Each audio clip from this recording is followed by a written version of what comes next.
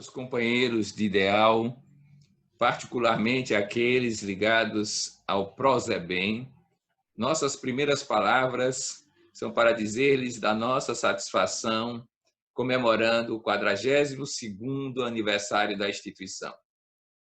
Só esta longevidade é suficiente para nos dizer quão rica deve ter sido essa experiência de construção de um tempo, de uma época, com uma cultura diferente, como é a espírita, praticada em benefício da totalidade dos cidadãos, da sociedade, portanto. Por isso mesmo, queremos emulá-los a continuarem nesse trabalho, a adquirirem mais habilidades e aptidões para levarmos adiante a mensagem do Cristo e a mensagem do Espiritismo revivendo o cristianismo, de modo a superarmos os grilhões da moderna escravidão. Em homenagem a esse dia, vamos detalhar alguns desafios da nossa atualidade, do mundo contemporâneo e como a concepção espírita pode ajudar a superar ou a vencer esses desafios. Em primeiro lugar, vamos caracterizar um pouco o momento cultural atual. Nesse momento, nessa história atual, todos interligados no mundo, seja pela globalização econômica, pela globalização da comunicação, vivemos uma sociedade dominantemente centrada no conhecimento. Não mais nas máquinas, não mais na força bruta, mas no conhecimento. Então, conhecimento é poder, conhecimento é riqueza, conhecimento é propriedade. Só que este conhecimento, na atualidade, tem as marcas, as características de uma sociedade que o produz em função de um paradigma, em função de uma concepção que é o paradigma materialista. Assim, todo o saber é centrado, de certa maneira, ou pelo menos a quase totalidade, nos ambientes oficiais, acadêmicos, em garantir a sobrevivência corporal das pessoas, a longevidade com bem-estar, o que já é um tremendo avanço em relação a épocas passadas da civilização, mas, ao mesmo tempo, é restritivo, porque elimina a espiritualidade de um modo geral, elimina a compreensão da vida como uma totalidade muito mais vasta do que a corporalidade e, por outro lado, concentra-se naquilo que é a construção do conhecimento a partir dos 5 sentidos, o sensório, e a sua representação intelectual, que é fruto do raciocínio dedutivo, indutivo, da razão de um modo geral. Essa é a sociedade. Todos temos acesso ao conhecimento, ou pelo menos uma grande parcela da civilização já tem acesso ao conhecimento de outros tempos, de outras épocas, de outros momentos. Mas há um dado importante. A produção do conhecimento atual é tão vasta que, em cada ano, provavelmente tem mais gente envolvida na história desse trabalho, produzir conhecimento, do que nos milênios passados por inteiro. E essa produção, evidentemente, precisa ser selecionada, precisa ser compreendida nos seus aspectos limitados em termos de verdade, em termos de realidade última das coisas. Porque é uma produção tipicamente humana e, portanto, reverbera aquilo que o humano já conquistou. Por outro lado, como essas produções não têm a marca do consenso, em boa parte delas, elas são contraditórias e nós entramos, então, na era das incertezas. Incertezas do conhecimento, incertezas daquilo que abordamos em termos que chamamos de realidade e, pior ainda, nós entramos na era da incerteza dos valores. Como era fácil no passado dizer isto é certo e isto é errado.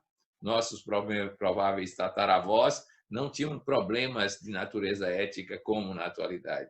O que é que vale, o que é que não vale. Porque havia um padrão definido, havia uma especificidade, havia uma clara concepção de comportamentos, de atitudes. Mas agora, na era da liberdade, na era da construção de uma ação livre das pessoas, em que as autoridades deixam de ser relevantes, então também entramos na era da incerteza. Isso é mais claro, mais perceptível, quando verificamos que algumas das correntes filosóficas do século XX trabalhavam com a noção do sujeito que se faz. Ele é uma existência que produz a sua essência. O existencialismo tipicamente moderno, contemporâneo, ele trabalha desse jeito. Como não há Deus, como não há nada que regule a validade de qualquer coisa, nós somos sujeitos da história. Nós somos sujeitos dos próprios valores. Isso nos dá uma responsabilidade profunda, mas, ao mesmo tempo, tira-nos qualquer apoio, qualquer amparo em algo mais elevado, algo mais transcendente, algo mais sistêmico. E nós, então, temos que nos definir como tal. Obviamente que, no estágio de consciência que nos encontramos, na linguagem espírita, como espíritos em evolução, essas definições, então, fizeram do mundo um mundo consumista, um mundo hedonista, um mundo capitalista, um mundo competitivo, centrado na propriedade, centrado na dominação, centrado na riqueza, a ponto de um líder que era tipicamente de uma cultura socialista dizer que ser rico é glorioso. Então, surgem também movimentos que vão caracterizar esse tipo de cultura. Por exemplo, aqueles que lidam com o sucesso espiritual decorre do sucesso material. A famosa busca da prosperidade, a teologia da prosperidade, que vigora em algumas consciências no nosso ambiente cultural de modo geral. Pois bem, este mundo, evidentemente, já tem limitações, porque os sonhos, as reflexões, a capacidade de sentir, de perceber algo de significativo está restrita a esse tipo de vida. É como alguns lembram o velho provérbio das culturas antigas: comamos e bebamos, porque amanhã todos estaremos mortos.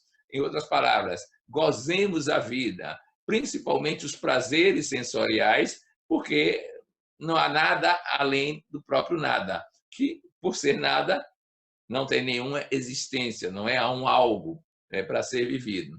Então, vamos aproveitar. Compreendemos, então, que cada um se autocentre, isto é, fique egocentrado, libere aquilo que é fundamental na vida, que é o seu instinto de conservação, agora de maneira exacerbada, de maneira muito mais vasta, e predomine nas suas decisões os impulsos egóicos e os impulsos de superioridade sobre os outros. É natural, porque nós valemos mais, numa concepção egóica, do que qualquer uma outra pessoa, porque somos nós próprios que estamos definindo esse tipo de valor. Ora, não é de se estranhar que esse tipo de sociedade, e Bauman, um sociólogo famoso na Europa e nos Estados Unidos, mas ele é europeu, vem a dizer que estamos na sociedade líquida, isto é, de vínculos descartáveis, de valores descartáveis, de significados descartáveis, e por isso qualquer coisa se adapta, como os líquidos o fazem, a qualquer recipiente que se lhe apareça nesse tipo de vivência coletiva.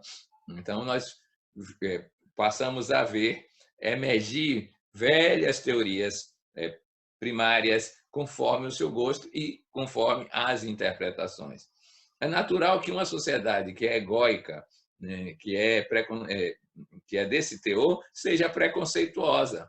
Então, ela discrimina as pessoas, ela não sente problemas de consciência com as grandes desigualdades sociais, não dorme, ou melhor, não tem insônia quando verifica que há uns que têm uma vida anababesca e outros que estão procurando ainda água potável e tratada para beber. Isso não causa incômodo, porque a regra é clara, que cada um, individualisticamente, resolva o seu problema.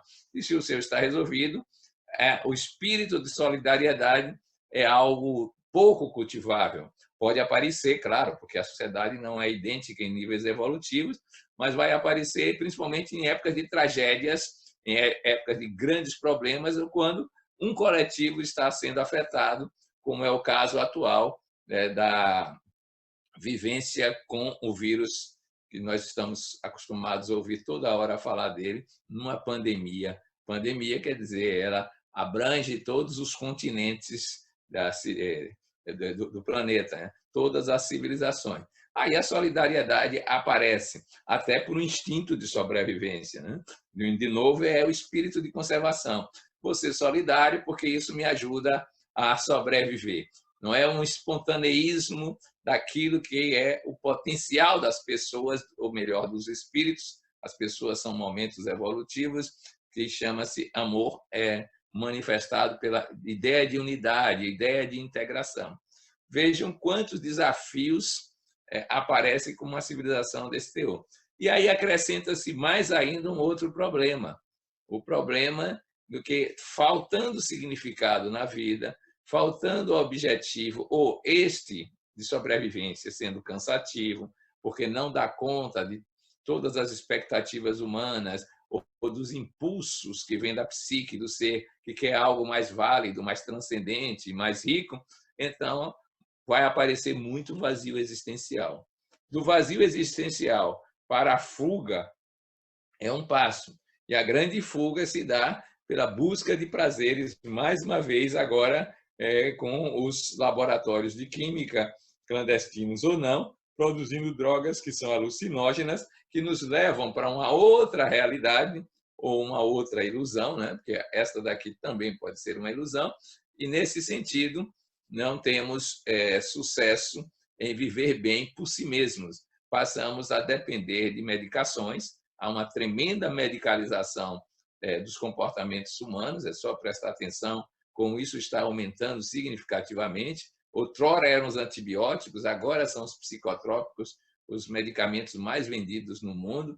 Então, nós vemos que essa saída é uma fuga que não resolve o problema, mas torna a sociedade uma sociedade patologizada e medicalizada.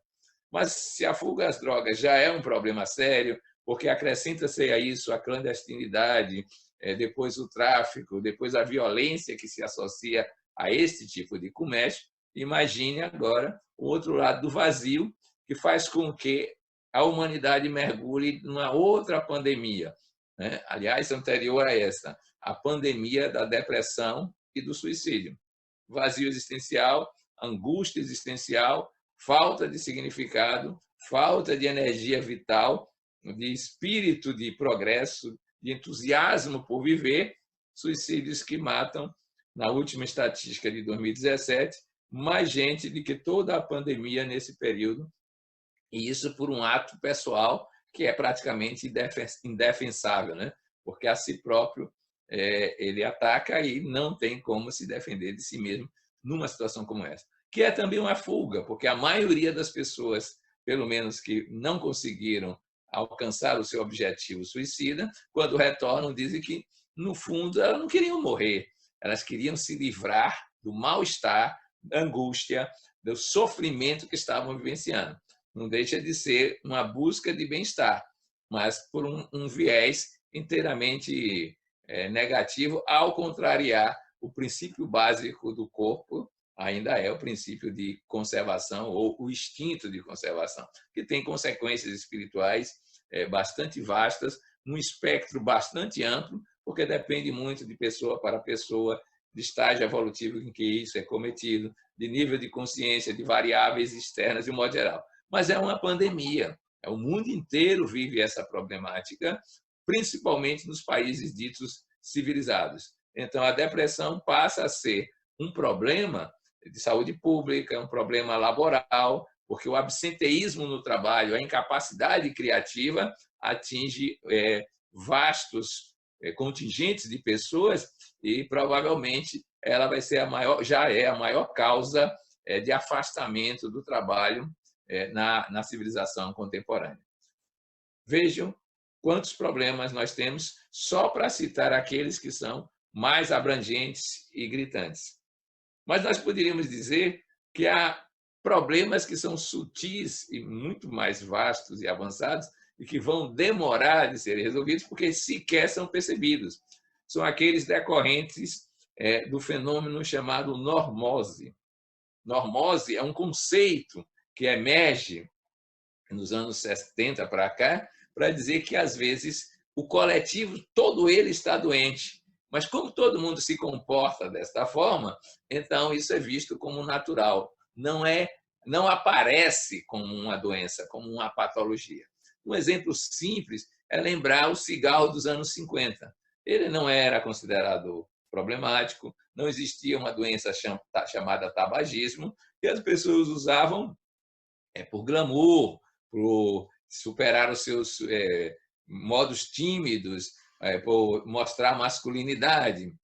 Agora, o tabagismo saiu da condição de normose, aceito universalmente, para a condição de patologia, isto é, causa danos, deve ser combatido, não deve mais ser incentivado. É a normose. Mas temos outras normoses na atualidade. Né? As normoses principais, nós podíamos mencionar, são normoses de natureza de significado de vida. Há uma normose que é esta, do sucesso pelo dinheiro, pela riqueza. Daí todo o sistema econômico é montado para descrever quão rico é um país. Agora é que começa a emergir alguma coisa diferente, dizendo isto pode ser um problema sério.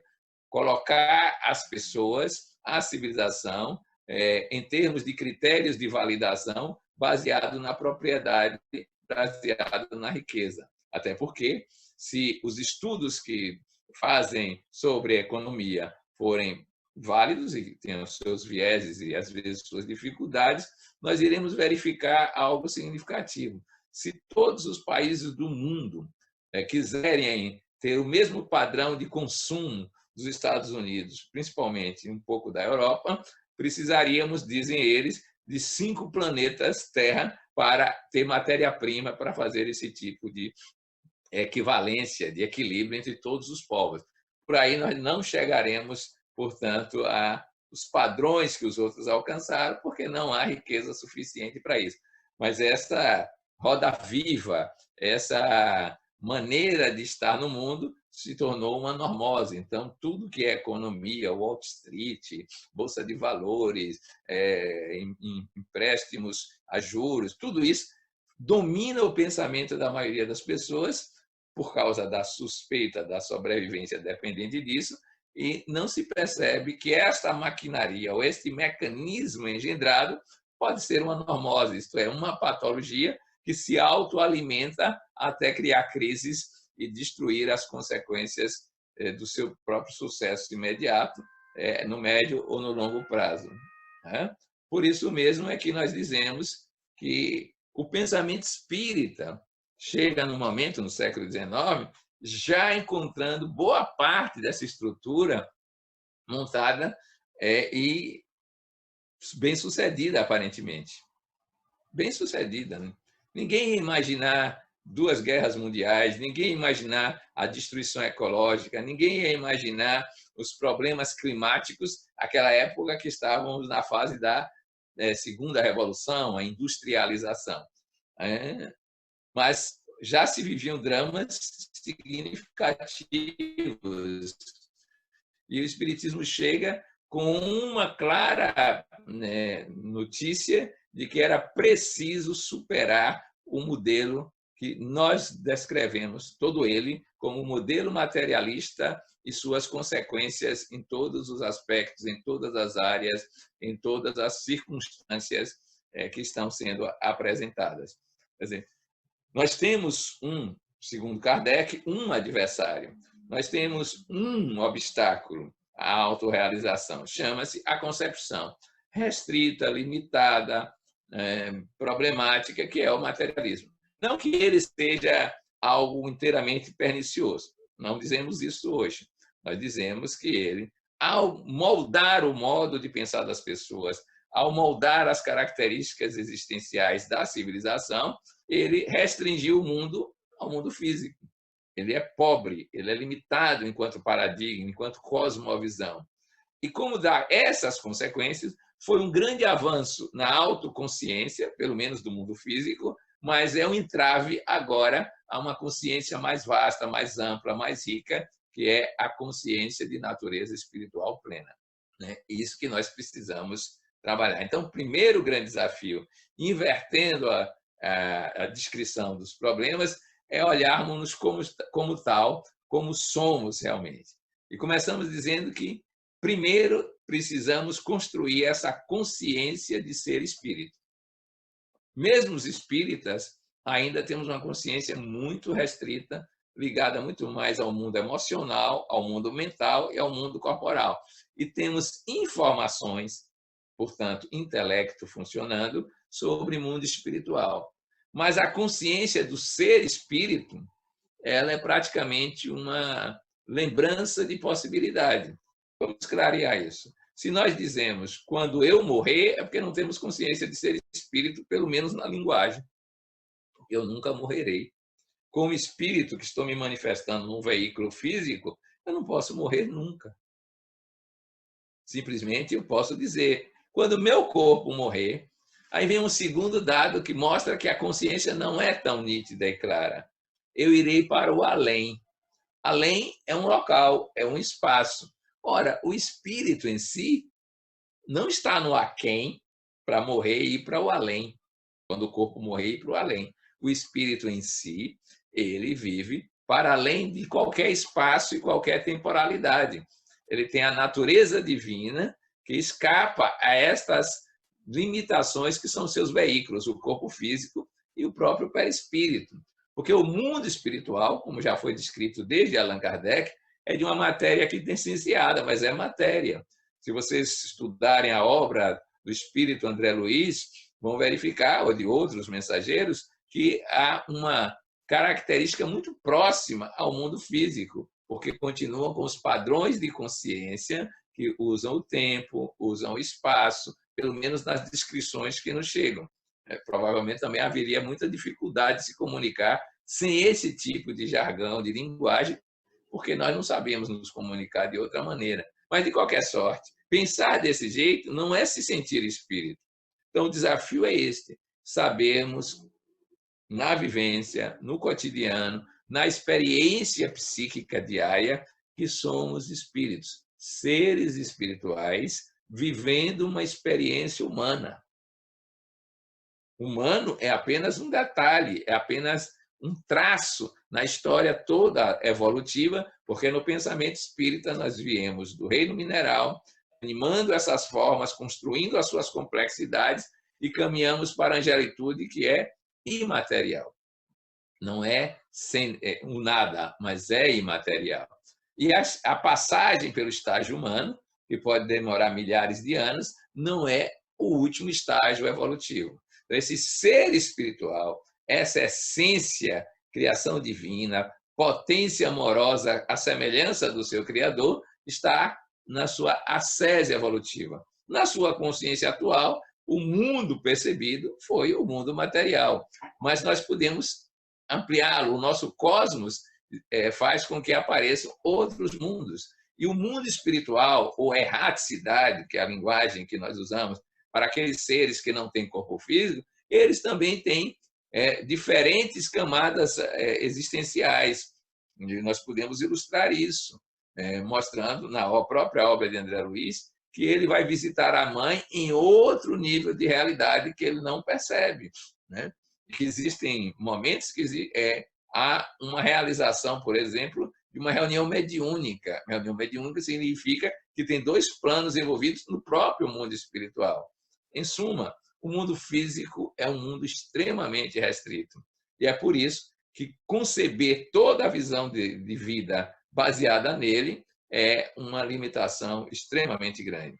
Com essa consciência de ser espírito, que é o nosso desafio, através dos trabalhos de desenvolvimento da autoconsciência, das vivências de introspecção, do trabalho anímico mediúnico e dos insights, intuições, com outras faculdades psíquicas que não sejam somente o intelecto e o sensório.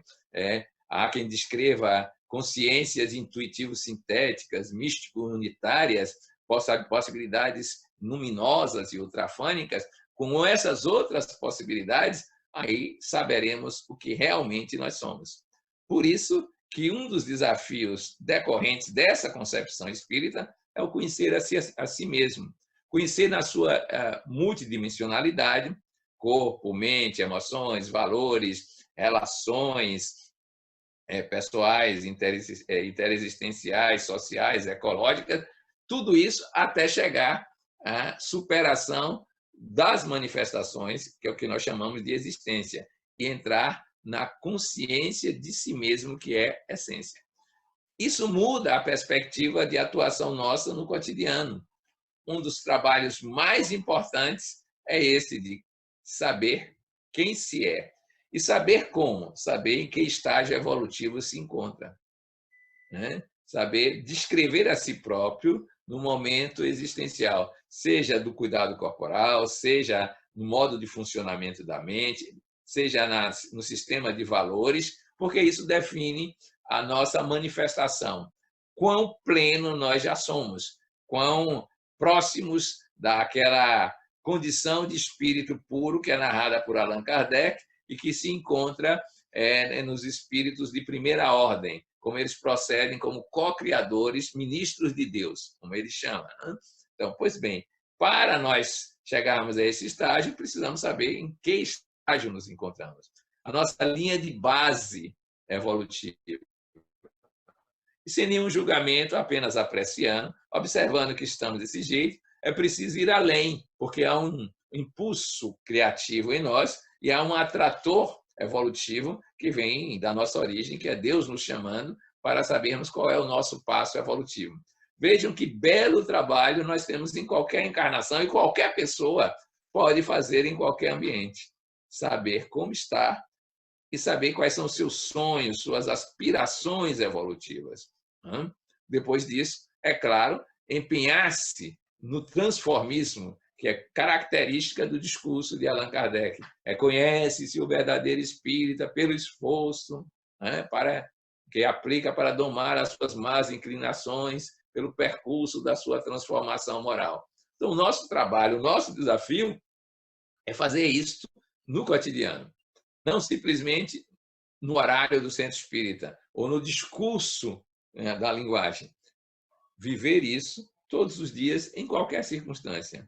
Lembrar da experiência de Agostinho de Hipona, que já lista algumas possibilidades de autoavaliação ao dormir, fazendo perguntas sobre como procedeu, e acrescentar outras possibilidades, uma delas vinda de Martins Peralva, que é um sergipano, escreveu um dos livros muito interessantes chamado O Pensamento de Emmanuel, e tem um capítulo sobre evolução. E lá ele mostra a dinâmica da evolução, como acontece. Né? A necessidade de querer mudar, o incômodo que isso causa, o esforço da transformação, a estabilização da mudança. Depois disso, novos sonhos, novas aspirações. Então, é muito interessante que os espíritas nos dediquemos a fazer esse tipo de tarefa, porque esse desafio resolvido na sua própria pessoa vai reverberar na sociedade e nos problemas dos outros. Em primeiro lugar, se nós temos sentido e significado para a vida muito mais vasto que a matéria, nós estaremos nos prevenindo das demandas que nascem do vazio existencial. Nós estaremos tornando desnecessária a possibilidade de fugas pelos alucinógenos. Nós estaremos trabalhando por uma sanidade mais vasta, e essa sanidade vai envolver também o corpo, teremos uma melhor qualidade de vida e pouparemos o sistema de saúde de novos clientes ou de clientes repetidas vezes, porque teremos hábitos muito mais saudáveis nesse tipo de situação.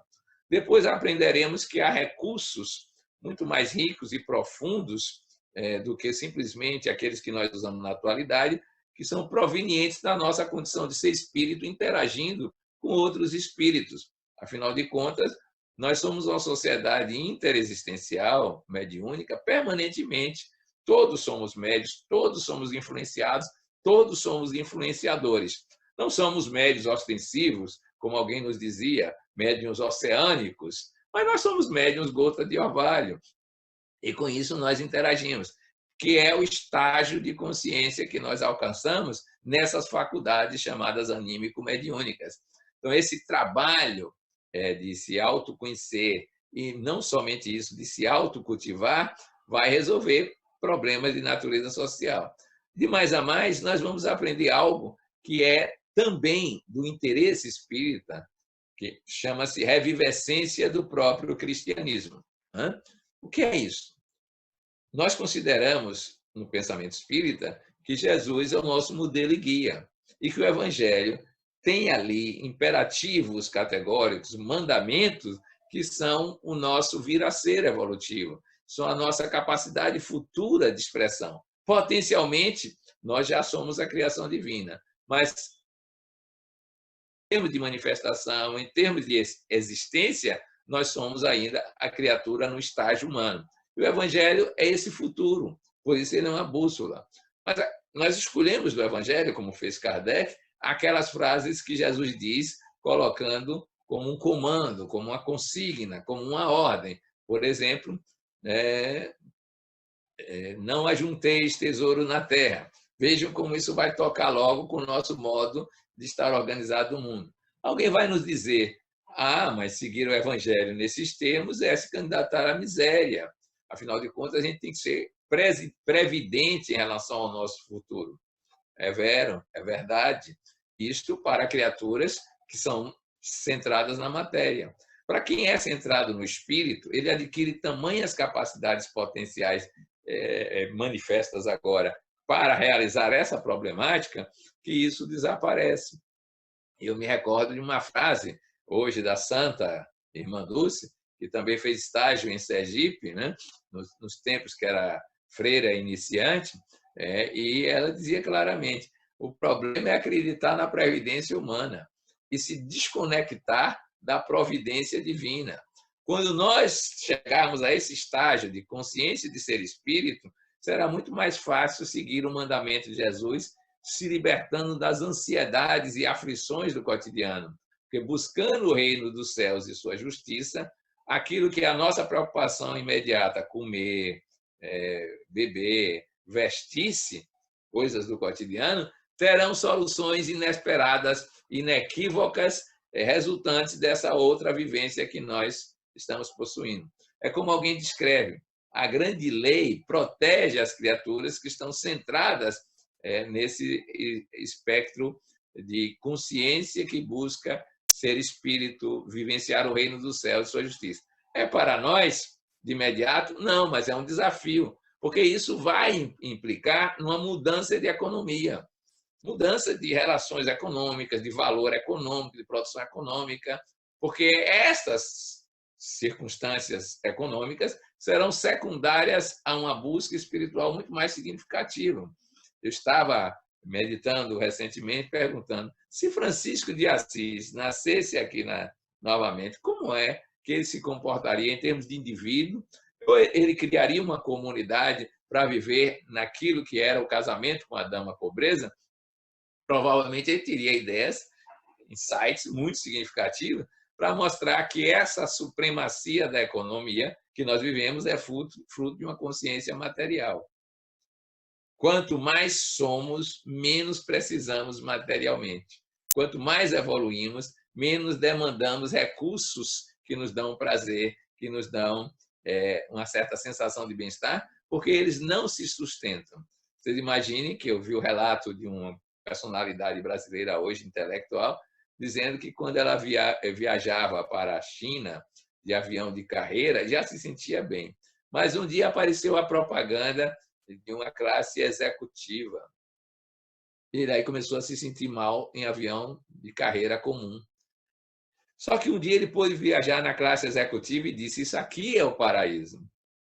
Tempos depois, a companhia lançou uma outra comodidade muito mais vasta, inclusive parecendo uma espécie de kitnet para o viajante, que eram 24 horas de viagem em média, à época.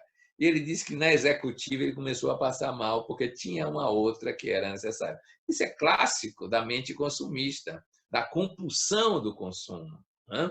Que é fruto dessa onda materialista que nós criamos. Não pense que o materialismo nasceu porque alguém fez uma filosofia. Fomos nós que criamos esse tipo de situação. Ora, se nós invertemos e buscamos o reino dos céus e sua justiça, o reino da terra fica tão pequeno, tão pobre, tão sem grandes atrativos, que ele não vai gastar tanto consumo nas suas necessidades. E, além do mais, claro, nós teremos outras propriedades atuantes, outras capacidades manifestas que não farão necessidades como as atuais aparecerem como válidas e nítidas.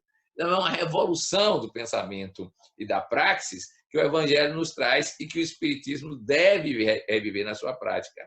Por isso que um dos desafios nossos, né, o grande desafio talvez, seja, aliás, com certeza, seja viver o Evangelho na sua plenitude. Vocês imaginem o seguinte, nós aprendemos na linguagem cotidiana do Evangelho que era preciso, antes de fazer a oferenda ao altar, se reconciliar com o adversário.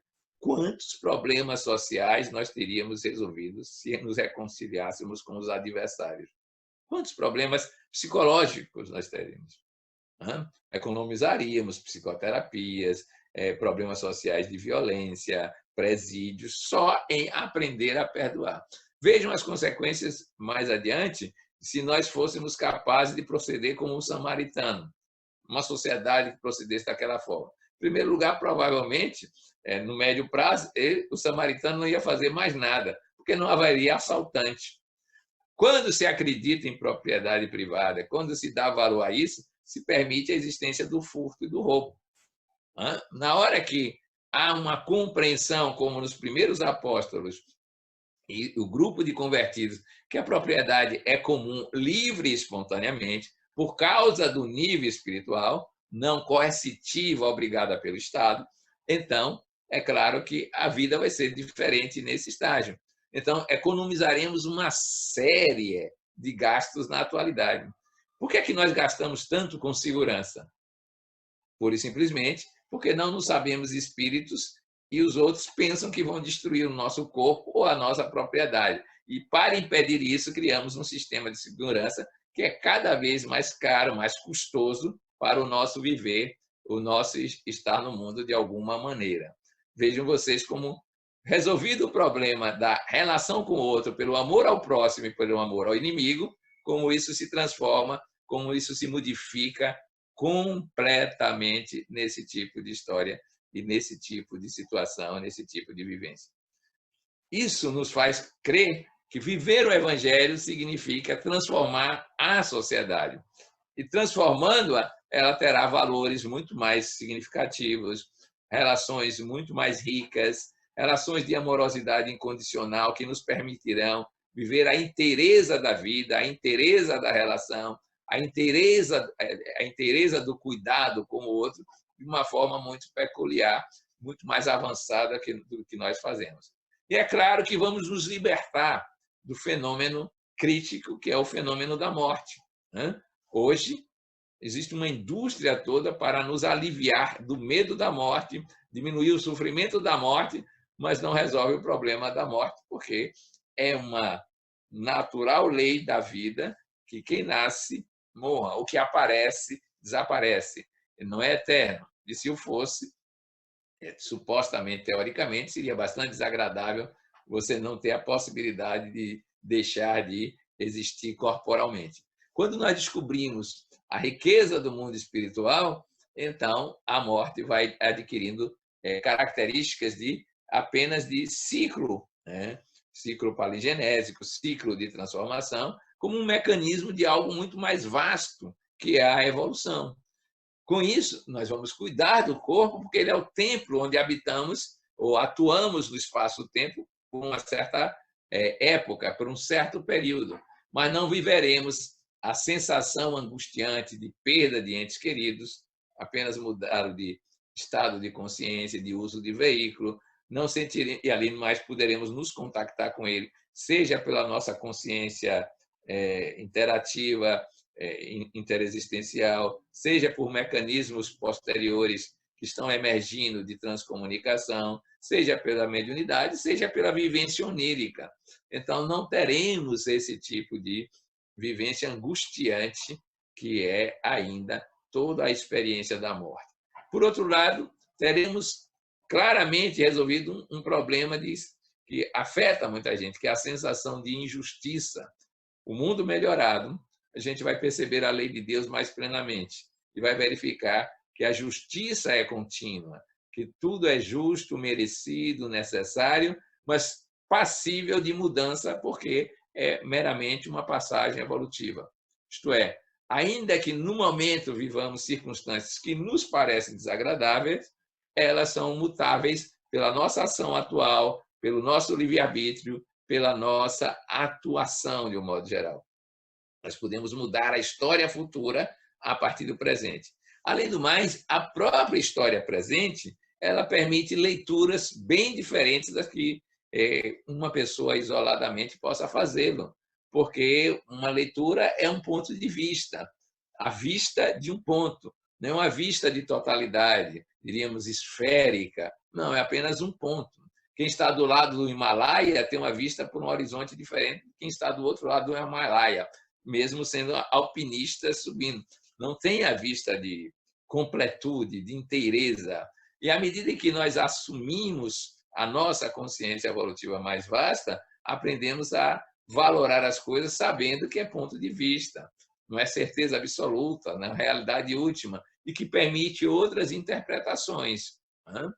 Por exemplo, se alguém vai fazer algo, aquilo visto por uma pessoa terá um significado e um valor. Por outra pessoa, outro significado e outro valor.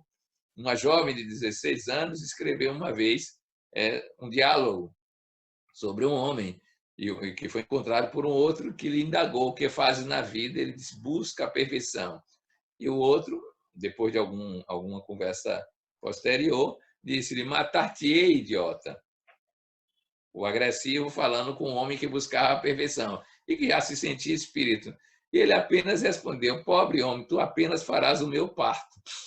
A morte já não tinha o mesmo significado. Isso nos remete a um discurso que é dos antigos sábios da China, que entraram alegremente na vida, alegremente viveram a vida e alegremente saíram da vida. Esse é um desafio para a nossa atualidade, porque além de ter toda uma civilização tanatolítica, isto é, com medo da morte, e, portanto, que tem que acabar com a morte de alguma maneira, seja mudando os conceitos, seja mudando a fala, seja eliminando-a da nossa presença contínua. Hoje quase não se morre em casa, hoje quase ninguém conhece a morte na infância, do ponto de vista de presença, não acompanha, porque a morte é algo trágico. Além disso, nós temos a questão da memória corporal, que não quer morrer, o corpo não quer morrer, o psiquismo das células corporais não querem morrer, e a gente precisa educá-los para saber que é o melhor que podem fazer é viverem agora em plenitude, na máxima harmonia, e, quiçá, receber a influência do espírito organizador, que em um determinado momento pode decidir que encerrou a sua missão na corporalidade e agora pode deixar que esses psiquismos celulares sigam outro caminho na desintegração, a partir daquilo que são os seus átomos, as suas moléculas, e prossigam também a sua evolução. Essa compreensão é libertadora, mas precisa ser vivida. Por isso que nós dizemos que o grande desafio dos espíritas na atualidade é aprofundar-se no tesouro dos espíritas, como diz Miguel Vives e Vives, um médium profeta de Tarrasa, na Espanha, e fazer valer em si próprio, nas suas relações e no seu sentido de transcendência, aquilo que ele já sabe, ou aquilo que ele já aprendeu pelo intelecto. Sabemos que o progresso intelectual precede o progresso moral, e o moral é um aspecto desse trabalho evolutivo. Nós dizemos agora que o conhecimento antecede a sabedoria e a vivência, mas precisamos avançar nessa direção, sermos mais revolucionários na ideia, revolucionários no sentido de aplicação, de praxis, de vivência, como os cristãos foram. Eles não simplesmente seguiram Jesus. O seu exemplo, a sua vida, a vida dos cristãos de um modo geral, abalaram as estruturas conceituais privilegiadas dos imperadores romanos, dos seus súditos, dos seus acólitos. Eles eram capazes, inclusive, de colocar como valor supremo não a vida física, mas a vida espiritual. Isso nós precisamos retomar. Não teremos hoje fogueiras tradicionais, poderemos ter holocaustos por acusações, calúnias, isso e aquilo, porque quando nos tornarmos diferentes, realmente diferentes, incomodaremos. Isso é natural. E se não estamos incomodando, é porque não assimilamos ainda a essência do Evangelho revivida pelo Espiritismo. Então é preciso que a gente pense nisso. O nosso desafio pessoal é transformar-se em seres angelicais. O nosso desafio coletivo é influenciar a sociedade para que ela possa se renovar na direção da consciência de ser espírito e, como tal, imortal, profundamente amorosa, porque Deus em essência é amor, como dizia João Evangelista, e profundamente solidária, profundamente generosa, profundamente atenta ao belo universal, não ao preconceito de beleza, atenta à verdade universal, atenta à justiça universal, atenta à bondade universal, que são os grandes universais que já foram citados desde a era platônica na filosofia. Viver isso é viver as três felicidades possíveis, ou melhor, os três movimentos de felicidade. A felicidade de manifestar-se como ser, autoconsciência e autoeducação. A felicidade de servir, que é uma riqueza imensa, que é o maior no reino dos céus é o servidor, já dizia Jesus, aquele que serve a todos. E a felicidade de transcender, encontrar o divino ainda no estágio humano. Ainda no estágio humano. Quando eu terminei a minha tarefa conjunta com a irmã Dulce, ela já muito doente, então ela me escreveu um bilhete e me revelava, no meu modo de ver, o que é que a movia. Todo mundo pensava, é o amor aos pobres. É uma ideia factível pelos comportamentos que ela apresentava. Mas ela mencionou para mim outra coisa. Minha alegria é ver Deus. A alegria dela, o que a movia era a visão de Deus. E nessa visão de Deus, ela queria que cuidasse dos pobres, dos doentes, das crianças abandonadas, porque ela via Deus através dessas ações. Então, há um sentido profundo de transcendência nessa busca. É o máximo objetivo das nossas vidas. Ver Deus. Puros de coração, dizia Jesus, verão a Deus. E ver Deus significa chegar à plenitude. Não ver com os olhos, não é matéria. É percebê-lo, sentir-se presente nele, integrar-se nele, viver a comunhão com ele. E esse sentido é o sentido sagrado que a gente precisa cultivar, além dos cultos, além das formas de linguagem religiosa, tudo isso, porque tudo isso é apenas momento de exterioridade útil, mas definitivamente encarcerador, limitador. Agora é hora de sentir Deus, mergulhar na consciência do divino, experienciar o divino e manifestar no mundo. Eu gostaria de deixar aqui o abraço fraterno da diretoria da Federação Espírita do Estado da Bahia, que se congratula com os nossos irmãos em aniversário, dizendo que estamos juntos para essa imensa tarefa que é sentir Deus e manifestá-lo no mundo. Nosso grande papel, em última análise, é divinizar a matéria. Não simplesmente abandoná-la, é divinizar a matéria. E terminamos, então, lembrando o poema, trechos dele, de Yogi Shri Shinan, um místico indiano, que interpretou os escritos de um outro místico, João da Cruz, que era espanhol, através de um médio baiano, usando a linguagem de Kardec. E no final ele diz, mergulhado no mundo, Deus. Mergulhado no outro, Deus. Mergulhado em si mesmo, Deus. Mergulhado no transcendente, Deus. Não mais que Deus, não menos que Deus, porque Deus basta.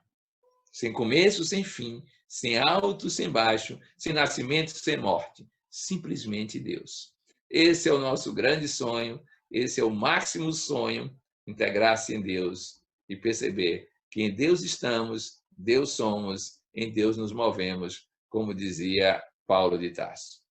Que essa sensação permeie as nossas buscas, faça a nossa experiência de vida se tornar plena, rica, e que os anos vindouros sejam ainda mais vastos em ação, mais abrangentes em população, no socorro aos desamparados e na estimulação daqueles que já estão entusiasmados pela boa nova do Evangelho, buscando Deus, para dizer como Jesus, eu e o Pai somos um.